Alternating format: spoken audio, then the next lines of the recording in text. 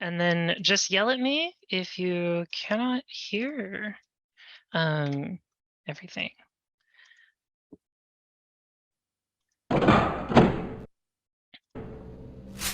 The paladin raised his torch and looked around the room. Sorry. You see a fountain.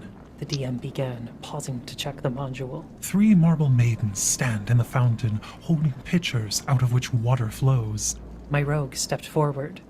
Hang on, let me try some mage hand, I said.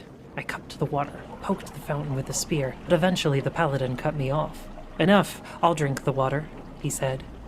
The DM nodded, suppressing a smile. All right. He rolled an eye, off screen, and paused. You, he said, suddenly stumbling. Your character is a man, right?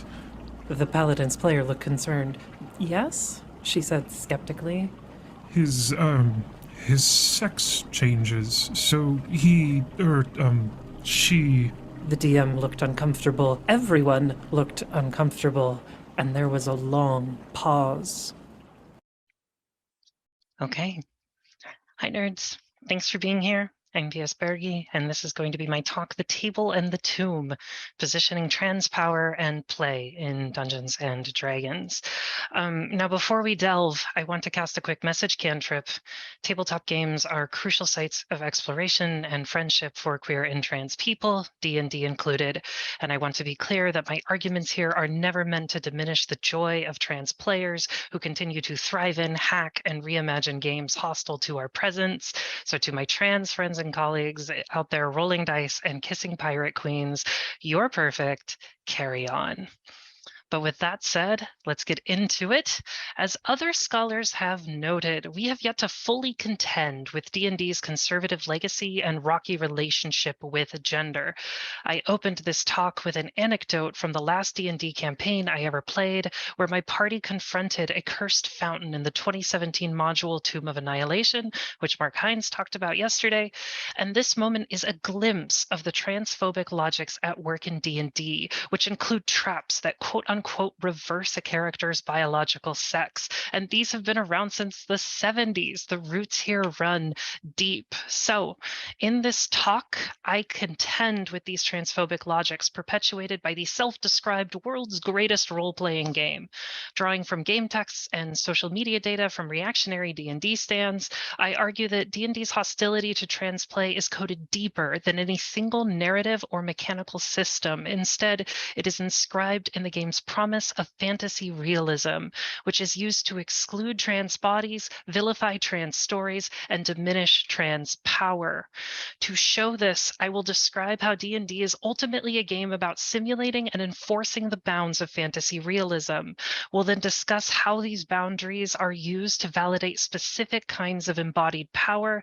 And finally, I will argue that trans characters, bodies, and stories have their power mechanically curbed and narratively contested in order to recenter cisnormative power fantasies. So first, let's talk about D&D's roots in fantasy realism and what this inherently oxymoronic term actually means. D&D historian John Peterson points out that early war games were preoccupied with realism and simulation, and Michael Corns wrote in 1966 that there is only one rule to our war game: simulate reality. And yet, while Gary Gygax argued in 1979 that D&D was entirely uninterested in realism or simulation, Peterson notes that D&D did not abandon the old school promise to simulate reality, but instead strove for a system that represented magic and monsters in a balanced way, preserving the logic of the fantasy literature that these systems emulated. And we can call this fantasy realism, the common sense that governs D&D's design and at the table execution. And this is coded into the game's lore, and it shapes how monsters, game physics, and even style guides for D&D are designed. But fantasy realism is also rooted in hegemony, and in 2020, we got to see this firsthand. Outraged by Wizards of the Coast's public commitments to increase diversity, reactionary D&D fans on Twitter and YouTube rallied around a far-right dog whistle, #KeepGamingFantasy. And fascinatingly, reactionary D&D stands rallied to fantasy as the point of opposition to the quote unquote political. As one hashtag user wrote, race, social class, sexual orientation, politics has never mattered the moment your butt hits the seat. And so if the political means the multifold identities of trans, queer, and non-white people, then to hashtag keep gaming fantasy is to bound gaming to exclude these identities. As Misha Cardenas points out, though, the bodies and lives of trans people of color can feel unimaginable in societies whose common sense imagines they do not exist. And so this is the central provocation of this article. If D&D is meant to simulate fantasy realism, we must first ask, whose fantasy, whose reality? So now I'm going to show you how the boundaries of fantasy realism are used to validate specific kinds of embodied power. Mechanically, power in D&D is defined by a character's ability to move through and manipulate the world around them. And Shelley Jones notes the Darwinian nature of this power fantasy, in which superheroic characters are motivated to go from low-level nobodies to demigods, becoming ever stronger, faster, and better. And this is further evidenced by the power gaming subculture within the fandom. Sites like tabletopbuilds.com feature pages of build guides specifying the optimal features needed to give characters in-game power. But what happens when players do not want to re-articulate these same power fantasies? For example, Sarah Thompson's third-party supplement for D&D 5e, the Combat Wheelchair, published in 2020, was considered a breakthrough in representation for disabled characters in D&D, yet it received backlash from reactionary fans online. And these posts generally fell into two camps. Some fans claimed the chair was overpowered. As one user wrote, I'm not just going to give my players these magic tank-like wheelchairs with no penalties right off the bat. If they want to play that way, they earn it like everyone else at the table. Literally makes the player more powerful than their able-bodied counterparts. Totally not broken. I'm not stating opinions, I'm stating the reality of the world. But the second camp argued the opposite. As one 4chan user wrote, healing magic exists in D&D and is generally available to the players, so any disabled character should be able to just get a cleric to heal their legs. My question is, how is it that fans can cite reality as a reason for dismissing a mobility aid in a game full of plane-shifting Lich Kings, astral fortresses, and clock angels? The backlash to the combat wheelchair shows how players draw the lines at the borders of fantasy realism to exclude disabled bodies. And as Michael Stokes writes, for diverse identities to be implemented in Dungeons & Dragons, they must be both part of the cultural conversation about the game and desirable. And reading these posts, I am reminded of ongoing conversation about trans bodies in other spheres of play, particularly trans athletes, who are at once described as over and underpowered, unbalanced, reduced to statistics or talking points about anabolic agents, bone structures, and organ sizes. And to be clear, I'm not suggesting that disabled and trans bodies are equivalent, but rather that fantasy realism serves as the shifting lines drawn to exclude non-normative bodies. And this is the second provocation. After asking whose fantasies are being centered, we must also ask how these fantasies are used to validate and shape embodied power. When we try to position transness within these logics of fantasy realism, we find that it is mechanically curbed and narratively contested in order to recenter cis-normative power fantasies.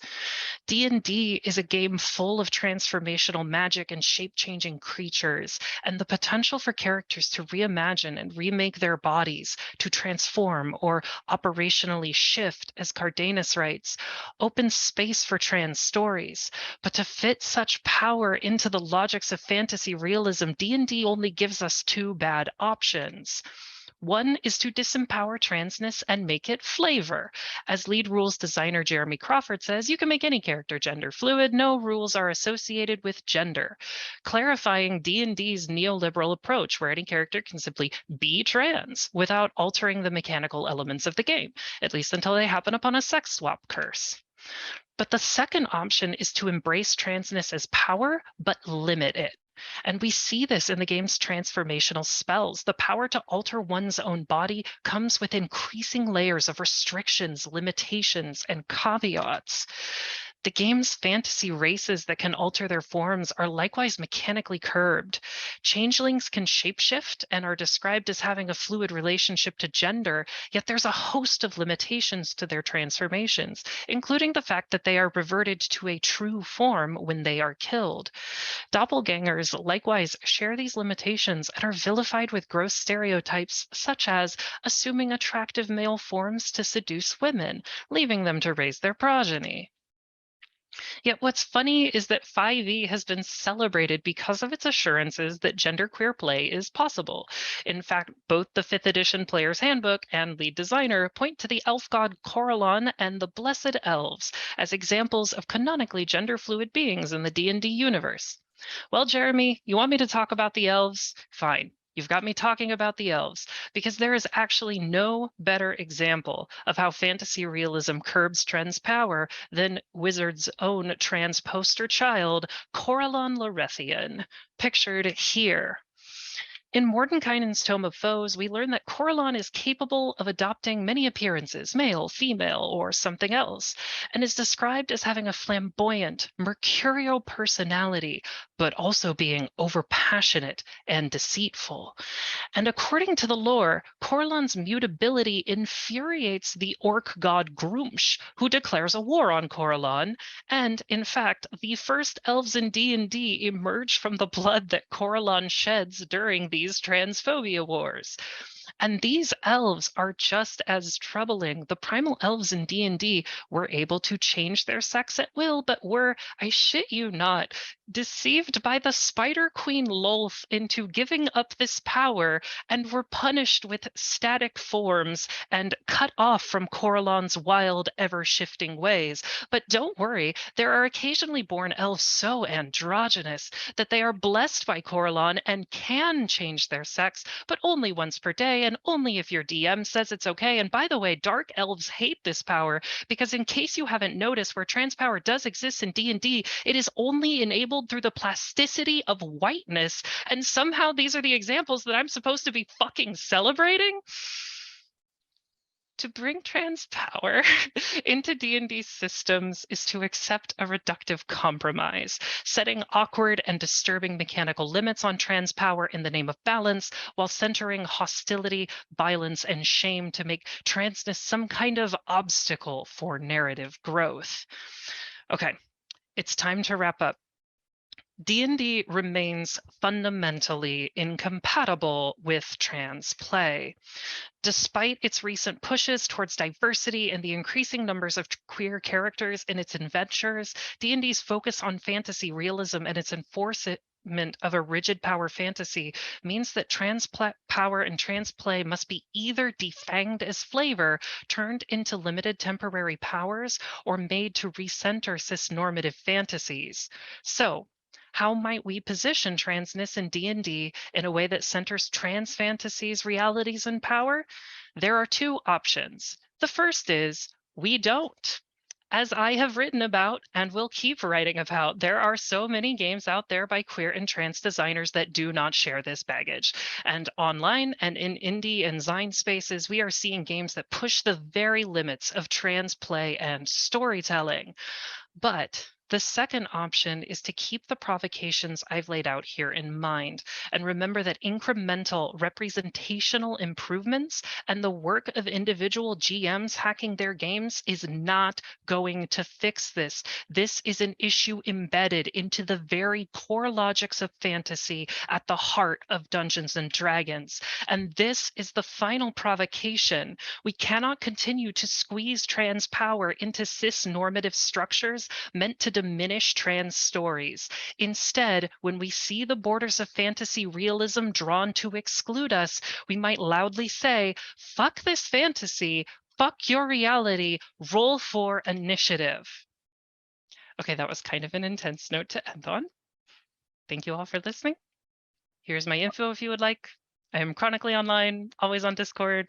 Would love to chat about these things.